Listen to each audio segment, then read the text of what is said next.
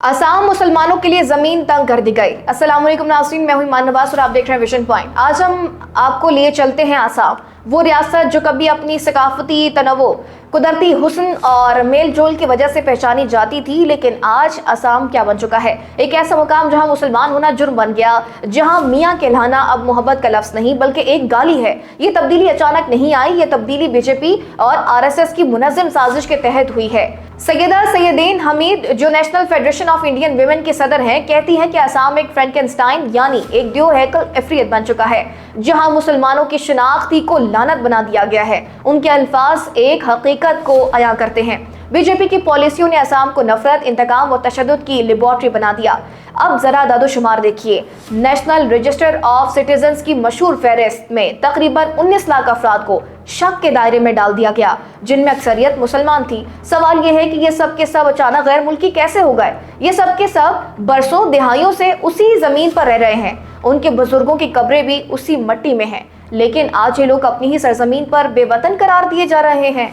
2023 और 2024 में असम हुकूमत ने बड़े पैमाने पर इंक्रोचमेंट ड्राइव्स के नाम पर ऑपरेशन किए। सिर्फ एक साल में हजारों मुसलमान खानदानों के घर जमीन बोस कर दिए गए।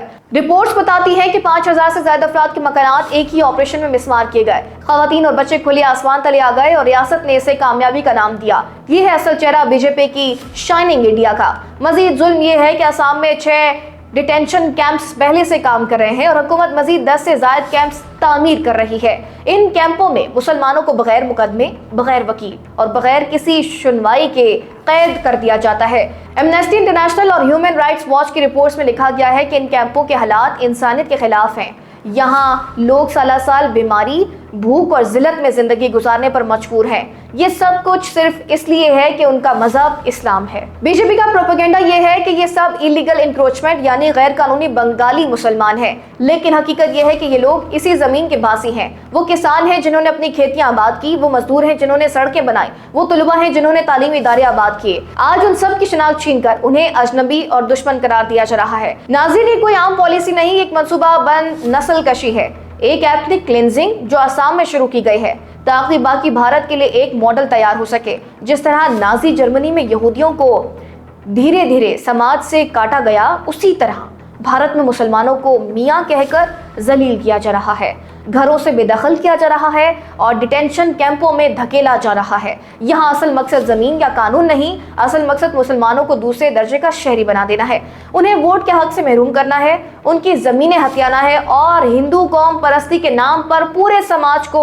जहर आलूद करना है। सैयदा सैयदीन हमीद ने दुरुस्त कहा, असम एक फ्रैंकेनस्टाइन है, लेकिन ये इफ्रियत खुद ब खुद पैदा नहीं हुआ, इसे बीजेपी और आरएसएस ने बनाया है, परवान चढ़ाया है और आज ये इफ्रियत ना सिर्फ असम बल्कि पूरे भारत के लिए खतरा बन रहा है। सवाल यह है, कब तक दुनिया खामोश रहेगी? कब तक अक़वाम मुत्तहिदा, इंसानी हकूक़ की तंजीमें और आलमी बरादरी ये सब जुल्म देखती रहेंगी? अगर आज असम के मुसलमानों की नस्ल कशी को रोका ना गया तो कल यही फॉर्मूला बाकी भारत में भी आजमाया जाएगा। नाज़रीन, ये है भारत का असल चेहरा, जहां जमहूरियत के पर्दे में नफरत का खेल खेला जा रहा है और जहां मुसलमान अपने ही घरों में बेवतन करार दिए जा रहे हैं। नाज़रीन, आज के व्लॉग से इतना ही। मज़ीद ऐसे व्लॉग्स देखने के लिए आप देखते रहिए विजन पॉइंट। अल्लाह ने के बाद।